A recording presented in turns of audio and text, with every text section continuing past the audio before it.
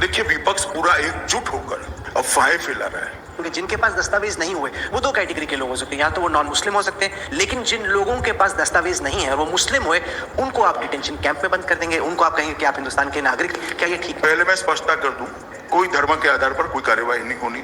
जो कोई भी इस देश का सिटीजन नहीं पाया जाएगा, सबको निकाला जाएगा। एक बात तो इसमें सिर्फ मुसलमानों के लिए है, ये कहने की बात मेरे हिसाब से गलत होगी। दूसरी बात, सबसे पहली बात है कि इस हेलो दोस्तों, तो कैसे हैं आप सब? उम्मीद करता हूँ आप लोग सब बढ़िया होंगे। आज जो वीडियो लेकर आया हूँ ना, ये वीडियो है कमाल की है और हम सबको जो है वीडियो देखना लाजमी है। आज जो वीडियो मैं लेकर आया हूँ, इसमें किस तरीके से हमारे भारत के यानी कि जो होम मिनिस्टर है, गृह मंत्री हैं, और उनको सवाल करते हैं कौन?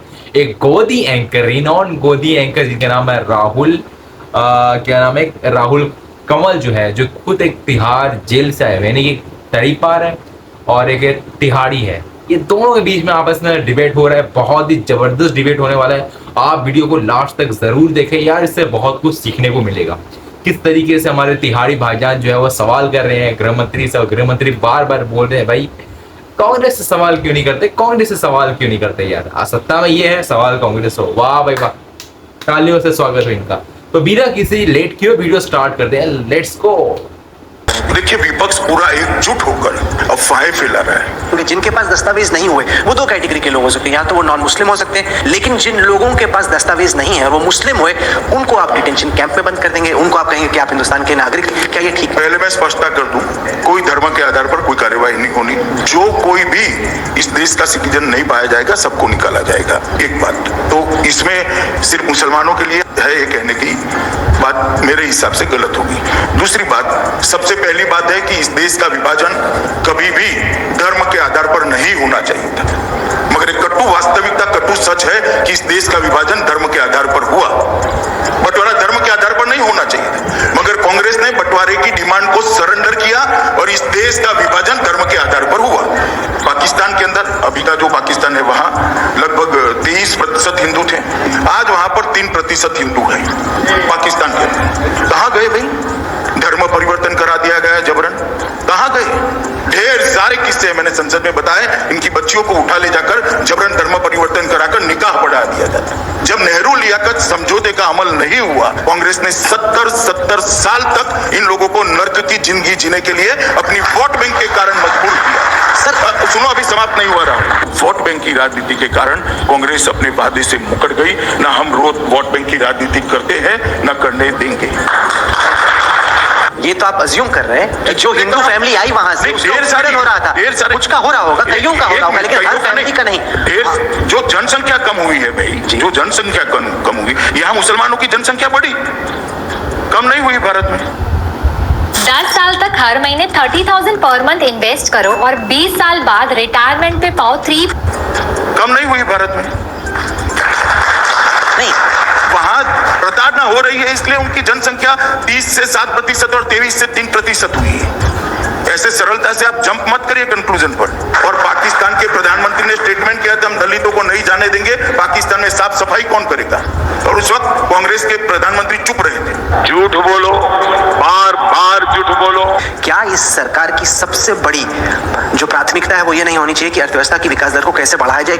देखिए, सरकार इस तरह से नहीं चलती कि एक जगह पे क्राइसिस, मानो आज थोड़ा लॉ एंड ऑर्डर का प्रॉब्लम है तो निर्मला जी वित्त विभाग में काम करना बंद कर देगी। नहीं नहीं नहीं नहीं, प्रायोरिटी तो ये है, चलो भाई अब वित्त विभाग वाले भागो सारे। ऐसे देश नहीं चलते हैं। और मैं आपको बताता हूँ, कांग्रेस को पहले पूछा, आज क्या आपको पूछना चाहिए था भाई?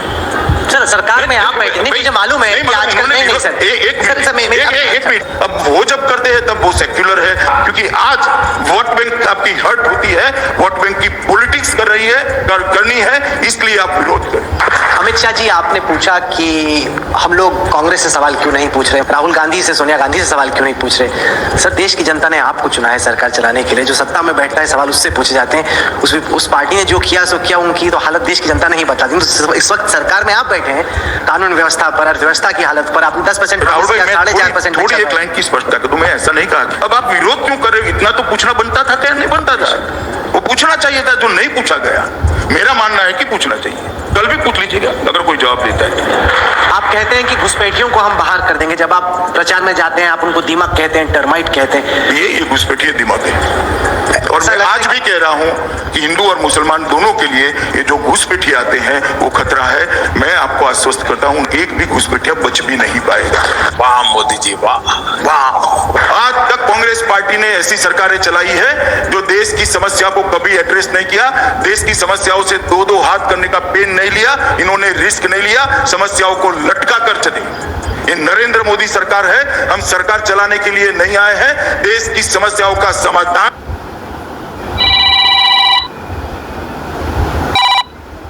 करने के लिए आए हैं, देश को सुरक्षित करने के लिए आए हैं। हो सकता है हमें थोड़ी दिक्कतों का सामना करना पड़े, हमें साहस, हमारे नेता में भी साहस, हमें मालूम है दिक्कतों का सामना कर, हाँ नहीं आती, हम पॉलिटिक्स करना भी नहीं चाहते, हम देश को अच्छा बनाना चाहते हैं। राजनीति के वर्तमान के सबसे बड़े चाणक्य आप हैं और आपकी एक इमेज बनी मॉडर्न डे चाणक्य के तौर पे कि इस वक्त जितने चतुर, जितने स्मार्ट, जितनी पॉलिटिक्स की नब्ज आपको आती है और किसी को नहीं आती। देखिए, इतने बड़े बड़े शब्द प्रयोग नहीं करने चाहिए।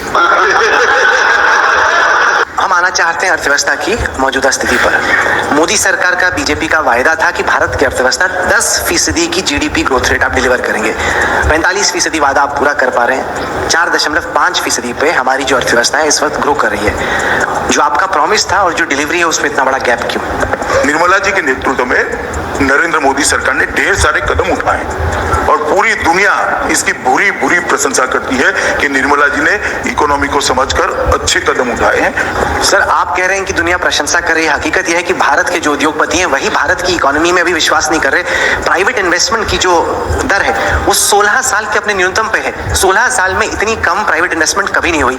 आप एक्सपोर्ट्स को देखिए, वो डिक्लाइन कर रहे हैं। कोई भी ऐसा इंडस्ट्री का मार्कर नहीं है जिसमें लगे कि भारत की अर्थव्यवस्था बहुत तेजी से रिकवर करी। जो डिक्लाइन हुआ है उसका अगर बाउंस बैक होना है कहीं ना कहीं वो आंकड़ों में नजर आएगा। कोई भी ऐसा आंकड़ा नहीं जिसमें लग रहा है कि इस सरकार में इकोनॉमी बहुत तेजी से ग्रो कर रही है। कि क्यूमुलेटिव इफेक्ट का अगर आप अंदाज करते हो तो विश्व की इकोनॉमी भी ऊपर आनी है और भारत की इकोनॉमी तो आनी ही आनी है। और मुझे भरोसा है निर्मला जी के नेतृत्व में वित्त विभाग अच्छा काम कर रहा है। आप डंके की चोट पे पहले कहा करते थे, आपकी पार्टी का हर प्रवक्ता कहा करता था कि दुनिया की सबसे तेज रफ्तार से विकास करने वाली अर्थव्यवस्था भारत है। आज की तारीख में इजिप्ट, फिलीपींस, इंडोनेशिया, यहाँ तक कि बांग्लादेश हमसे तेज रफ्तार से ग्रो कर रहा है। सर, ऐसा है, आप थोड़ी सवाल बचाकर रखो, इसमें पूछ लेना भाई। क्योंकि जो समस्या है बेरोजगारी की, फॉर एग्जांपल, वो तो अभी लोगों को सामना करना पड़ा, क्योंकि भारत में कहा जाता था कि बहुत सारे युवा हैं जो कि लेबर फोर्स में एंटर कर रहे हैं। लेकिन जिस रफ्तार से आ रहे हैं, वो जो नया डेटा आया वो तो कहता है कि 45 साल में जो अनएम्प्लॉयमेंट है वो अपने मैक्सिमम पर है इस वक्त। देखिए राहुल जी, आप कुरेज कर सारी बातें पूछेंगे। मैं इतना कहूंगा, मैं देश की जनता को भी कहना चाहता हूं कि नरेंद्र मोदी सरकार सजग होकर इसके निवारण के लिए काम कर रही है। हमारी वित्त मंत्री निर्मला बहन के नेतृत्व में वित्त विभाग बहुत अच्छे से कदम उठा रहा है। जनता को आप मूर्ख समझना बंद कर दीजिए। सर, आप ऐसी ही एक सभा में बैठे थे जहां पर एक बड़े उद्योगपति राहुल बजाज खड़े हुए और उन्होंने कहा कि अमित भाई, देश में खौफ बहुत है। मनमोहन की सरकार को तो आदमी कुछ भी कह सकता था, डर नहीं लगता था। आपके सामने कुछ कहने में डर लगता है, तमाम एजेंसियां पीछे पड़ जाएंगी, क्या सरकार कर देगी? और ये कहने के बाद फिर से कहा, बीच में भी कहा, क्या हुआ उनको बताऊं? तो उनका डर बेवाजिब है, डरने की जरूरत नहीं है। कुछ हुआ ही नहीं है कहने के बाद, आज भी नहीं हुआ है, ना फ्यूचर में होगा।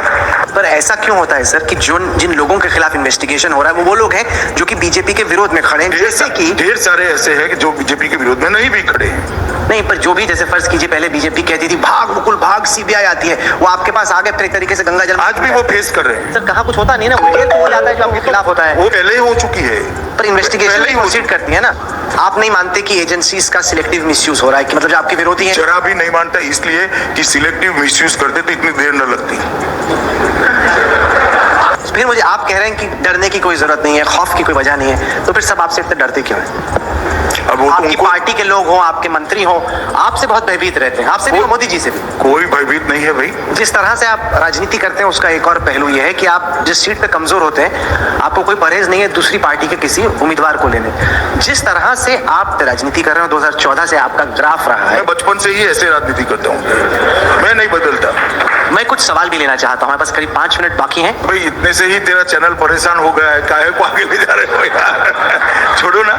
आपने कहा कि चैनल परेशान है, जो फैसले हो, अगर आप पाकिस्तान ऑक्यूपाइड कश्मीर को हिंदुस्तान का हिस्सा बना दें तो क्या चैनल नहीं खूब तालियां बजेंगी आपके लिए? आप जब कहते हैं कि एक दिन पाकिस्तान ऑक्यूपाइड हिंदुस्तान का हिस्सा होगा, क्या स्ट्रेटेजी है?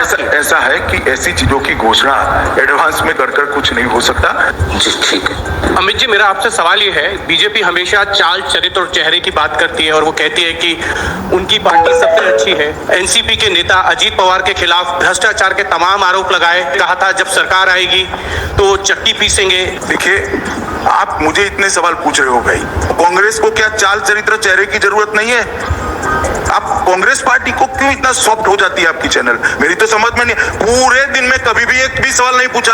आपके सवाल की लिस्ट में वो आएंगे ही नहीं। बोलने दे, तकलीफ हुआ है बेचारे को, बोल।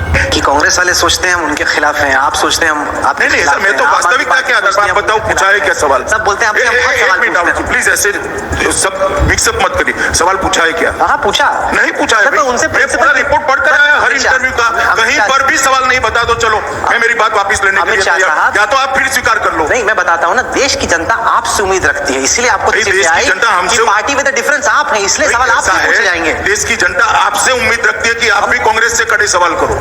क्या कहना क्या चाह रहे हैं भाई आप? देश की जनता को हम भी तो मिलते हैं ना राहुल, हम भी जानते हैं देश की जनता आज तक के लिए क्या पूछती है। ऐसा नहीं है भाई, हमारा भी संवाद है जनता से। उम्मीद करती है, ऐसा ठेका सिर्फ आपके पास नहीं है कि जनता आपसे ही कान में आकर सब कह जाए और हमें न कहे। हमें कहती है इतनी क्यों पार्शलिटी करते हैं, इसलिए मैंने बता दिया आज आपको। ठीक है, देश की जनता हमसे उम्मीद करती है कि निष्पक्ष तरीके से हम सरकार और विपक्ष मैं ये भी कह रहा हूँ कि निष्पक्ष तरीके से पूछना चाहिए, कांग्रेस को भी ये सवाल पूछना चाहिए। बेशक, जैसे आपने बीजेपी की जो राजनीति थी उसके 3 अहम स्तंभ थे, आर्टिकल 370, राम मंदिर, तो आपने पूरे कर दिए। उसके बाद आप करेंगे क्या? देश को आगे बढ़ाना है, देश को $5 ट्रिलियन की इकोनॉमी की और ले जाना है, दुनिया में देश का सम्मान बढ़ाना है, भारत को दुनिया के टॉप 3 कंट्री के अंदर रखने का काम करना है। हर व्यक्ति तक हमने गैस, घर, शौचालय, बिजली पहुंचाया, अब हर एक के घर में पानी पहुंचाना है। ये ढेर सारी चीजें करने की, क्योंकि 70 साल तक किसी ने कुछ करा ही नहीं। ये नरेंद्र मोदी सरकार ने करना है। हमारे ऊपर सभी कप्तानों का एक कप्तान है नरेंद्र मोदी। इस प्रकार की बचकाना बातें किसी के गले नहीं उतरती, लोग मजाक उड़ाते हैं। सर, जिस तरह की महिलाओं के खिलाफ अपराध की घटनाएं हो रही हैं, कोर्ट में मामला जाता है, कुछ प्रतिशत बढ़ोतरी हुई है कन्विक्शन रेट्स में, जहां पर न्याय के लिए इतना लंबा इंतजार, बार बार एक ही चीज को प्रूव करना, एक गृह मंत्री होते हुए जो इतने कड़े फैसले लेता है, लोग सोचते हैं अमित शाह क्या कुछ ऐसा नहीं कर सकते हैं? ये जहां पर सब कुछ स्पष्ट हो, वहां पर एक महिला को बार बार उसी बलात्कार का सामना न करना पड़े। देखिए, जहां तक महिलाओं पर अत्याचार का सवाल है, इसमें नरेंद्र मोदी सरकार ने ही इसमें फांसी की सजा का प्रावधान करा और इसको कानूनी जामा पहना है। अगर ढेर सारी सुप्रीम कोर्ट की गाइडलाइंस भी ऐसे है। आपने इस पर स्पष्टीकरण दे दिया कि जब तक अदालत तय नहीं कर देती सारी चीजें, सब कुछ क्लियर नहीं हो जाता, हम फांसी नहीं दे सकते, गाइडलाइंस से बंधे हैं। लेकिन आपकी अपनी पार्टी के नेताओं पर आप कार्रवाई करें, उसके लिए मीडिया को कैंपेन क्यों चलाना पड़ता है? लगातार सवाल उठ रहे हैं, आप लोगों को कैसे बताएंगे कि आप बलात्कारियों के खिलाफ हैं और महिलाओं की सुरक्षा के साथ खड़े हैं और सख्ती से खड़े हैं? देखिए, कोई भी मामला जब मीडिया में आता है तो उसकी एकदम सच्चाई को जाने बगैर कोई एक्शन लेना उचित नहीं है। कुछ समय के बाद अल्टीमेट एक्शन होता है। तो Home Minister of India and he don't know about the what's going on in India and he has no data about the what's going on in India। Bharat में क्या हो रहा है उसे कुछ पता ही नहीं है। अभी रिसेंटली एक न्यूज आता है कि कर्नाटक के एक गुफा में एक रशियन औरत जो थी अपने वो 3 बच्चों के साथ में आई थी और 2017 में उसका जो था वो वीजा खत्म हो चुका था और आज को 2017 से लेकर 2025 तक ये हो गई करीब 8 साल। बट किसी ने ये पता नहीं लगा पाया कि उस गुफा में है और ये बाहर की एक औरत जो है अपने 3 बच्चों के साथ रह रही है। हम ये नहीं कह रहे हैं कि उसको पीटो, ये करो, वो करो, बट हाँ आइडेंटिफाई तो करना जरूरी था ना।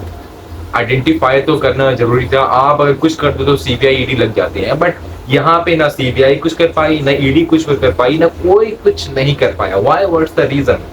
फिर जब थाम लेते हैं उसे तो वहां पे एक सॉफ्ट स्पोकन वर्ड्स इस्तेमाल किया जाते हैं। हम कहते हैं चलो ठीक है, आप सॉफ्ट स्पोकन वर्ड इस्तेमाल करो, आप ठीक है, अच्छी बात है। अगर वो बंदी अगर वो हकीकत में प्रॉब्लम में फंसी है तो ठीक है, हम वैसा हम करेंगे, बर्ताव करेंगे, बट एक्शन कुछ नहीं होता है। ओके, और यहाँ पर ये कह रहे भाई होम मिनिस्टर आप हो, आपको पता होना चाहिए ना बॉर्डर क्रॉस कर कौन आ रहा है। आप क्या कर रहे हो, आपकी एजेंसीज क्या कर रही है? सवाल तो यहाँ उठेगा ना भाई। आप यहाँ झूठ पे झूठ, भाई 70 साल पहले क्यों जा रहे हो? आप 11 साल से हुकूमत में हो, आपकी रिस्पॉन्सिबिलिटी सारी बनती है ना। बांग्लादेशी आता है बंगाल से यूपी क्रॉस करके दिल्ली में कैसे आया, मुझे ये समझ में नहीं आया। ये करीब 1000 किलोमीटर के ऊपर में है। ये वेस्ट बंगाल का बॉर्डर से लेकर दिल्ली जो है ये 1500 किलोमीटर के आसपास में है, पर कैसे आ गए कोई ऐसा पता नहीं है। और इनसे सवाल करो, ये बोलते हैं भाई हमसे सवाल क्यों करते हो। तो ये बचकाना सा बातें हैं, ये बचकाना सा बात ऐसी करते करते इनकी 4 साल निकल जाएंगी। खैर, आपको वीडियो कैसा लगा, मैं उम्मीद करता हूँ आपको वीडियो अच्छा लगा होगा। अच्छा लगा तो आप मेक श्योर लाइक से सब्सक्राइब करते रहें, अपने भाई को सपोर्ट करते रहें। अगले वीडियो मिलते हैं, तब तक के लिए